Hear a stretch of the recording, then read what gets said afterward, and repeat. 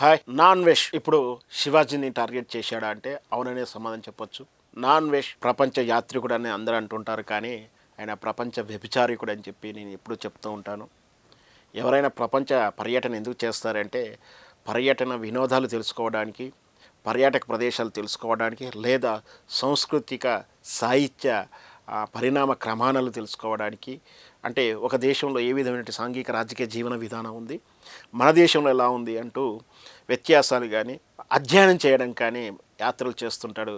ఈ అన్వేష్ ప్రపంచ యాత్ర పేరు మీద వ్యభిచార గృహాలు జరుగుతూ, ఎక్కడికి వెళ్ళినా వ్యభిచార గృహాలను పరిచయం చేస్తూ, అక్కడే వీడియోలు చేస్తూ, దాంతోపాటు ఎక్కడ కాంట్రవర్సీ ఉంటుందో అట్లాంటి టాపిక్ తీసుకొని తీసుకొచ్చుకొని వ్యూస్ వల్ల డబ్బులు సంపాదించుకున్నటువంటి నీచ నికృష్ట స్థాయికి దిగజారుతున్న విధానం మనం చూస్తూ ఉన్నాం.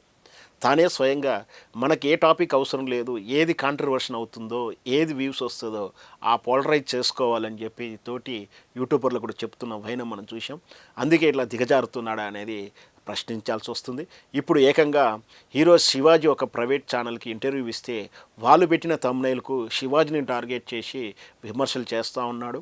ఒక యూట్యూబర్గా, ఒక సీనియర్ యూట్యూబర్గా, లేదా అత్యధికమైనటువంటి యూట్యూబ్ వ్యూవర్స్ను కలిగినటువంటి ఛానల్గా, ఒక యూట్యూబ్ ఓనర్గా అన్వేష్కు తెలియదా? ఏమిటంటే ఒక యూట్యూబ్లో పెట్టేటువంటి థంబ్నెయిల్స్, యూట్యూబ్లో పెట్టినటువంటి ట్యాగ్స్, టైటిల్స్ అన్నీ కూడా ఇంటర్వ్యూ ఇచ్చిన వానికి ఏం సంబంధం? కేవలం ఇక్కడ శివాజీ ఇంటర్వ్యూ మాత్రమే ఇచ్చాడు, కానీ ఆ ఛానల్ ఓనరు, ఆ ఛానల్ వాళ్ళు కదా యూట్యూబ్లో పెట్టుకునేటువంటి థంబ్నెయిల్స్ వాళ్ళు డిసైడ్ చేస్తుంది. వాళ్ళు డిసైడ్ చేసినటువంటి థంబ్నెయిల్కు నా ఫోటో పెట్టుకుని వీడియోస్ వ్యూస్ సంపాదిస్తున్నాం అంటూ శివాజీ మీద ఫైర్ అవ్వడం చూస్తుంటే ఇక్కడ తప్పకూడదైతే ఆయన ఒకరిని ప్రశ్నిస్తున్నాడు. అక్కడ దమ్ముంటే, నాన్ వెష్కు దమ్ముంటే, నిజంగా జ్ఞానము, పరిజ్ఞానం, విజ్ఞానం ఉంటే అదే ఆ ప్రైవేట్ ఛానల్ యొక్క ఓనర్ని ప్రశ్నించాలి, జర్నలిస్ట్ని ప్రశ్నించాలి.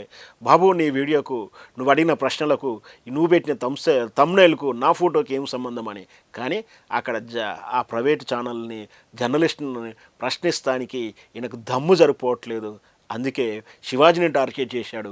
ఎందుకు శివాజీని టార్గెట్ చేశాడంటే ఆయన ఒక పాపులర్ హీరో కాబట్టి, ఆ పాపులారిటీ ఉన్న హీరోని గోకితే కానీ వ్యూస్ రావని దిగజారి మనస్తత్వంతో ఈ విధంగా శివాజీని టార్గెట్ చేసి వ్యూస్ కోసం ఏదేదో విమర్శిస్తూ, రకరకాల విమర్శలు చేస్తూ వీడియో చేశాడు. గతంలోనే ఆయన వ్యూస్ కోసం మనం చూసాం. బట్టల విషయంలో కానీ ఇంకా రకరకాల విషయంలో ఆయన తీసుకున్న స్టాండు మనం చూసాం. చివరికి వ్యూస్ సంపాదిస్తానికి దిగజారి ఈ దేశ ఔన్నత్యాన్ని అఘోరపరిచాడు, హిందువుల మనోభావాలను అఘోరపరిచాడు.